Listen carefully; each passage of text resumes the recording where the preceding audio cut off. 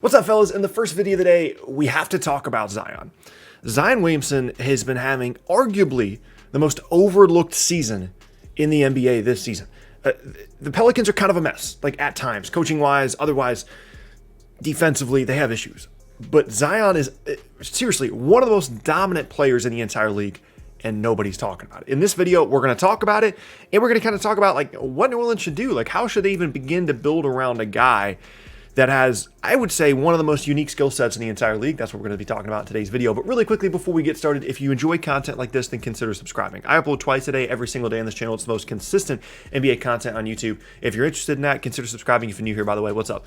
My name is Tucker. You can also leave a like rating on the videos as well, and you can check me out at various socials and a Linktree link down in the description below, including on Twitch, where I live stream every single Monday through Friday at 11 a.m. Eastern Time. Love to see you guys over there if you guys want to come hang out. It's a great place to do that outside of these videos. With those things said, Zion.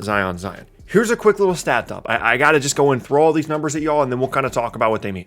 So, Zion right now, as the recording of this video, is 8th in the league in scoring at over 26 points per game, while only taking 16.2 shots per game. That might seem like, okay, it's still a lot of shots, Tuck. It's not a big deal.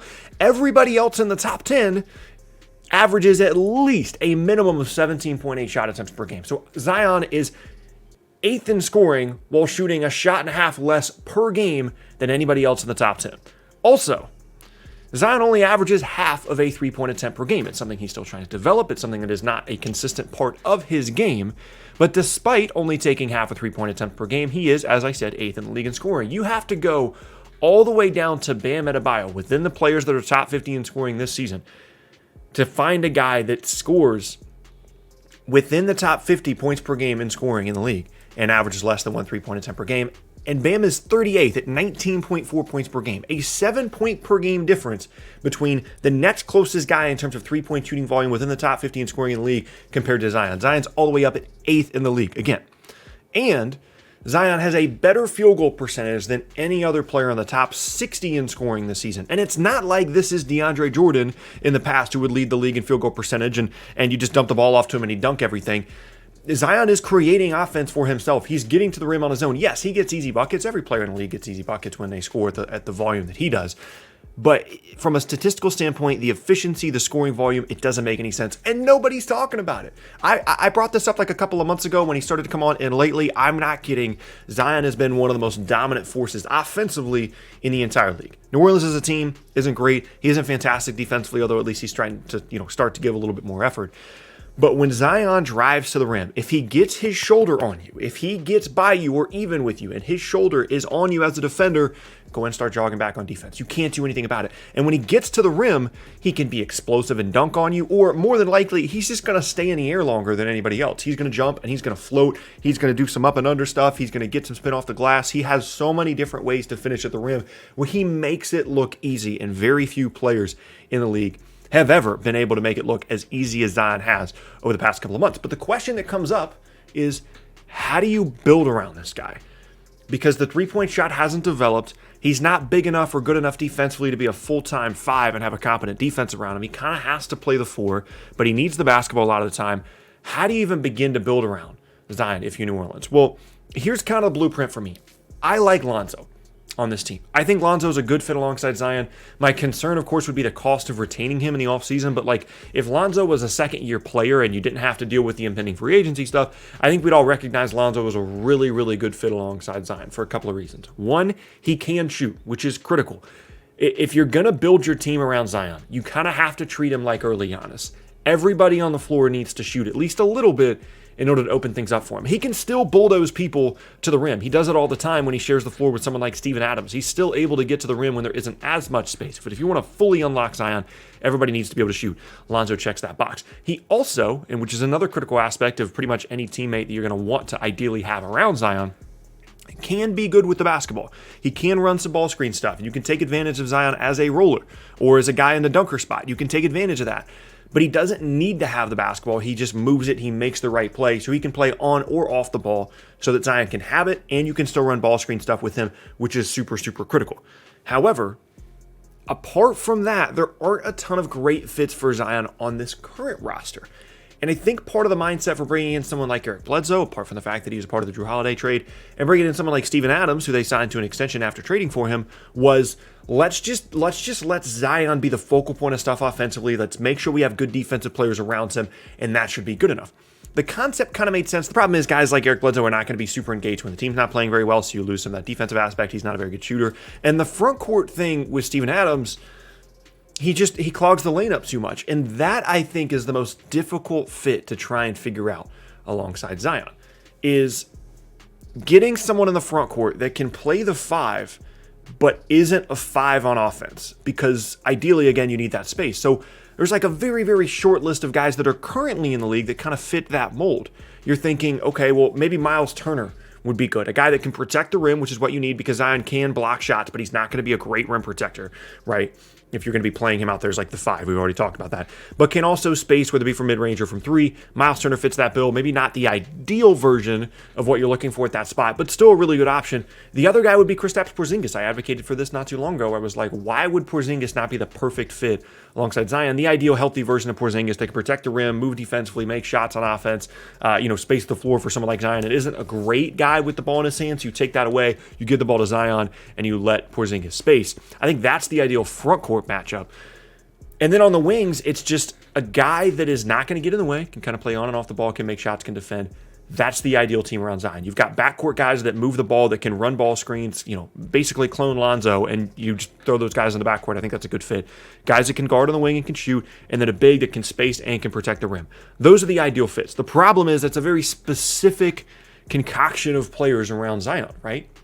It's difficult to find players at that level of skill set, and one of the reasons why you need a team like that is because he has not yet developed the three-point shot. Now, maybe at some point he will. As I said, he's only taken half a 3 a game. And at some point, the ideal version involves a three-point shot. Again, you're going to go back to kind of the Giannis comparison, right? Giannis was incredible even before he could shoot, once he really kind of started to become the guy that he is now. But then if he ever did fully add a completely consistent three-point shot, then that not only changes what he can do individually, but it changes what you can do around him for your team. Now, when I mention all of those little things that fit around Zion, notice that not a single part of what I said fits with Brandon Ingram. Brandon Ingram is a very, very good basketball player, don't get me wrong. And I think that only when compared to someone like Zion do you start to think negatively of Brandon Ingram.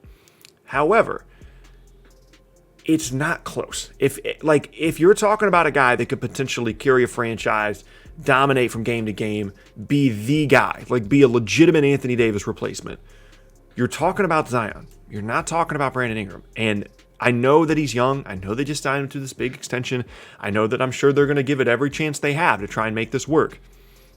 But Brandon Ingram comes across as a guy that went from being in LA, not being in a great spot, and then once he got to New Orleans and got a taste of being the guy and was very good at it, it's going to be difficult for him to give that back up. And I think ideally, if you're New Orleans, you want him to. Now, it's not a bad thing to have another shot creator alongside Zion, but the problem is, Ingram at times is taking away opportunities from Zion while also not being great defensively, while also not being a fantastic playmaker.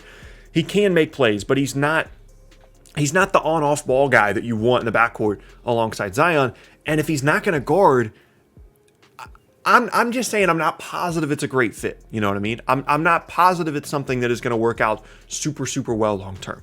So at the end of the day, you're looking for guards in the backcourt that can play on and off the ball, can play, make, and defend. You're looking at guys on the wings that can shoot, can defend. You're looking at big that can protect the rim and can shoot. Everybody that needs to play with Zion needs to be able to shoot until he figures out how to make three-point shots. And that's a very specific thing, but the reason I bring this up is because I think if New Orleans can find that right medley of players around Zion, he has a chance to be everything we hope that he would be, if healthy, and more. Now, the counter to that would be, well, what if he doesn't stay healthy? Maybe Brandon Ingram's a better bet to stay healthy. You're probably right. But if you're just going for ceiling, for dominance, Zion's the guy. Which makes me wonder two things. One, the longevity of the Ingram-Zion combination. How long are they going to give that a chance to kind of marinate and develop? I think you need to see it outside of Van Gundy being the coach, because I don't think it's a very good coach, and I think that if you just automatically decide the Ingram thing doesn't work, well, Van Gundy's the guy coaching them. It's possible that the problem is him, not the connection of the two players. It's possible, although the skill sets I'm not positive work. But the other part of this that is worth considering, and I know he's only 20 years old, I know he's in his second season, but New Orleans has now had a history of not being able to build teams properly around guys they have, right? Whether it be, they weren't like the New Orleans Pelicans when this happened. But like, for example, back in the day, Chris Paul, right? And then Anthony Davis. And now Zion. They've had shots at generational players twice now. And both times the guys want to leave. You can blame that on bigger markets. You can blame that on whatever you want to. But the bottom line is, if you don't build something special around this guy, somebody else is going to. So quickly, they need to figure out how they can build a team around Zion that works. And they've got the draft capital to do so. They've got some other interesting young guys on the roster that maybe will be long-term pieces. But the sticking points are going to be, how do you figure it out in the front court, and does the Ingram thing work? But the bottom line is, pay more attention to Zion. If the Pelicans are on, throw the game on, and you'll see a guy that nobody can stop from getting to the rim. That's one of the most physically dominating specimens we have in the entire league. And I'm telling you, if he gets his shoulder on you on a drive, just jog back on defense. He's finishing, he's getting fouled, he's getting points out of the possession. Just run it back, just go somewhere else. He is incredible. And that is going to be the end of the first video of the day. And I thank you guys very much for watching. Once again, my name is Tucker. If you missed any of my previous videos, be sure to check out the boxes on screen. You can check me out at various socials and Linktree link down in the description below as well. And yeah, hope you guys have a fantastic rest of your day, and I will see you all next time.